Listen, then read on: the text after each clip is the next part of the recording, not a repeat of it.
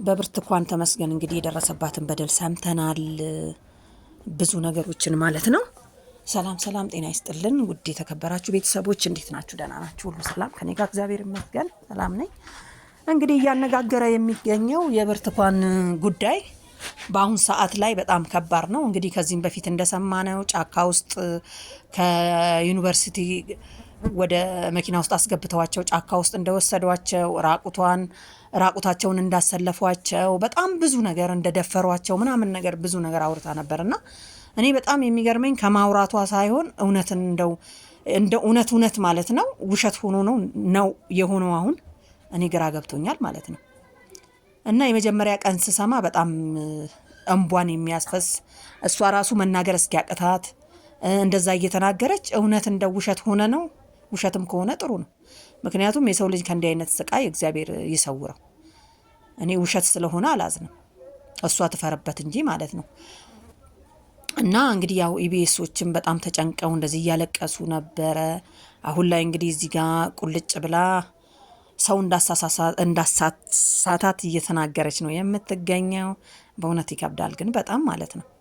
ስለዚህ ያ ሁሉ በደል ያለፈ ሰው አሁን ደግሞ ሰው ቤተሰብ ብቻ ሳይሆን እኮ ቤተሰብን፣ ጎረቤትን፣ ዘመድን፣ ሀገርን ሁሉ እንደቀበረች ነው የሚቆጠረው ውሸት ከሆነ ማለት ነው። ምክንያቱም በጣም ያልተረበሸ ህዝብ የለም። ህዝብ ደግሞ እንግዲህ ሀገር ነው። ስለዚህ በጣም ከባድ ነው። ግን እኔ በጣም የገረመኝ እንደዚህ አይነቱን እንትን ጽፈህ አጥኚ አቅርቢ ያልካት ሰው ግን እንደው የውሸት ከሆነ በጣም ከባድ ነው በእውነት። እኔ እሷ መሸምደድ ራሱ ገርሞኛል። እንግዲህ እዚህ ጋር ባለቤቷ ነው እኔ የባንክ ቤት ሰራተኛ ነኝ፣ ሚስቴን ማስተዳደር እችላለሁ፣ ምንም አይቸግራትም ብሏል። እንዴት ነው አንድ ሰው ባልና ሚስት ሆኖ ሳይነጋገር ይሄን ያህል እዚህ ቦታ ማለት እዚህ ትልቅ ሚዲያ ላይ መምጣቱ አንደኛ፣ ሁለተኛ ደግሞ ይሄን ነገር ሁሉ ስታጠና ምን ስትል እንዴት ነው ያልነገረችው? እኔ በጣም የሚገርመኝ ነገር እንግዲህ ባልየው ምንም ነገር እንደማያውቅ የባንክ ሰራተኛ እንደሆነ እየተናገረ ልጁም የሱ እንደሆነ ተጋብተው በሰርግ ምናምን እንደተጋቡ ከትምህርት ቤት ጀምሮ ጓደኛ እንደሆኑ ነው እንግዲህ እየተገለጸ ያለው ማለት ነው። እና በጣም ከባድ ነው። ጓደኞቿም እንግዲህ እንደምታዩት ብዙዎች እየመጡ ያከራየችው ተከራይተው እንደሚቀመጡ በእውነት ይከብዳል። እኔ የእሷ ሳይሆን የእሷ እዚህ ጋር እንደዚህ ጭኩን ሆኖ በረንዳ ላይ መውጣቱ ምናምን ሳይሆን የገረመኝ እንደዚህ አድርጌ ያለው ሰው ግን ማን ነው? እኔ አሁንም እውነት ይሁን ውሸት ይሁን እኮ ግራ ገብቶናል። በምንድን ነው የምናምነው? ስለዚህ ሚዲያ ላይ የሚወጡ ነገሮች በጣም ትኩረት ሊሰጣቸው የሚገቡ ነገሮች ናቸው ይመስለኛል። ስለዚህ ግን መዋሸት ጥሩ አይደለም። ምንም ቢሆን ውሸት ትቀጥናለች እንጂ አጠፋም ነው አትበጠስም ነው የሚባለው። ስለዚህ እውነቱ ወጥቶ ከራሷ አንደበት አሁን ደግሞ አይ ውሸት ነው የሰው ልጅ እኮ ፊልም ሲሰራ እንደዚህ ሆንኩኝ እያለ የሚሰራበት ምክንያት እያሳየ አይደለም የተጎዳውን ብላለች። እንግዲህ እንደዚህ እንቧን ጠብ አድርጋ እያለቀሰች እንደዚህ ጸጉሯን እንትን ብላ ምናምን በጣም ያሳዝናል። እንግዲህ በረንዳ እስከ መውጣት ድረስ ነው እሱ ያወራችው ማለት ነው። አሁን ሀገር ተተራመሰና በዚህ ሰበብ በውሸት ማለት ነው ምንድን ነው የሚፈጠር? ጥቅሙስ ምንድን ነው? በእውነት ከባድ ነው። በጣም ነው የሚከብደው። እና እግዚአብሔር ብቻ ሰላሙን ያውጣልን። በጣም እንግዲህ ያዘንም አለን። እንግዲህ በዚህን ሰዓት ደግሞ ግራ የተጋባንም በጣም ብዙዎች ነን ብዬ ነው የማስበው። ይከብዳል። በስልክ ሁሉ እንግዲህ ተነጋግረው ሪከርድ አድርገዋት ምናምን የፖሰቱት ቪዲዮ አለ፣ ታዩታላችሁ። እና በጣም ነው የሚከብደው። እሱ ሲሆን በሉ የተወለደው ህፃን ራሱ ወደፊት ይሄንን ቪዲዮ ቢያየው ምንድን ነው የሚለው? መቼም መስማቱ አይቀርም። አሁን እኮ የተቀማጭ ነው። ስለዚህ ህዝቡ እንግዲህ ኢቢኤሶችን ራሱ በጣም ሲራገም ሲቆጣ ነበረ። ቪዲዮቹ እንዴት ይወርዳሉ? ለምን ተቆርጠው ይወጣሉ? የሚል ሁሉ በጣም የህዝብ ትችት ነበረባቸው ማለት ነው። በእውነት በጣም ይከብዳል። እንግዲህ ምንም ማድረግ አይቻልም። አንዳንድ ጊዜ በጣም አስቸጋሪ ነው። የሆነ ትልቅ ቦታ ላይ ሆነን የሆነ ነገር በተናገርን ቁጥር ሌላ ትንሽ ቦታ ያሉ ሰዎች ደግሞ በጣም እንረበሻለን ማለት ነው። እና ቤተሰብ ከዚህ እንግዲህ ምንድን ነው የምንማረው ማለት ነው? በጣም ያሳዝናል። የተወለደ ልጅ ራሱ እንግዲህ ምን እንደሚያጋጥመው ወደፊት እናቴ ነች የተናገረችው ማለቱ አይቀርም። በአሁኑ ሰዓት እኮ የሚቀመጥ መረጃ አይጠፋም እና በጣም ከባድ ነው። ግን እንግዲህ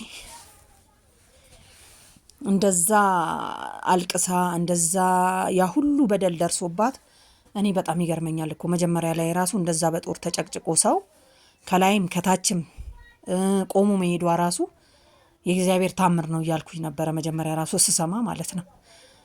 ስለዚህ ከዛ ሁሉ ተርፋ እንግዲህ እንዴት የሚል ነገር እኮ ጥያቄም እኮ ነበረ። ግን አብዛኛው ኢቢኤሶች ላይ ነበረ ሲወረድ የነበረው ማለት ነው። እንግዲህ ዛሬ ላይ ደግሞ ምን ይባላል ይሄኛው እውነት ሲገለጥ በጣም ያሳዝናል። በእውነት ከባድ ነው።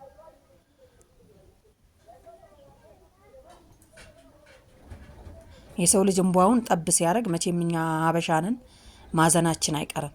ስለዚህ ያው አዝነናል። እንግዲህ ይሄ የአንድን ቤተሰብ የረበሸ መልእክት ሳይሆን አገርን ያናጋ ነው ብዬ ነው የማስበው። ምክንያቱም እንዲህ አይነት በደል ኢትዮጵያ ውስጥ እያለ ሰዎች እኮ በጣም ብዙዎች ይህን ያህል በደል ካለ ምን ልናደርግ ነው የምንቀመጠው? ለምን አንሰደድም? ለምን አንሄድም? ከሀገር አንወጣም ብሎ የሚከፍት መንገድ ነው ማለት ነው። ስለዚህ ያ ግራም ብንጋባ እንግዲህ ወደንም ጠላንን የመጣውን ነገር መቀበል ግድ ይላል ማለት ነው።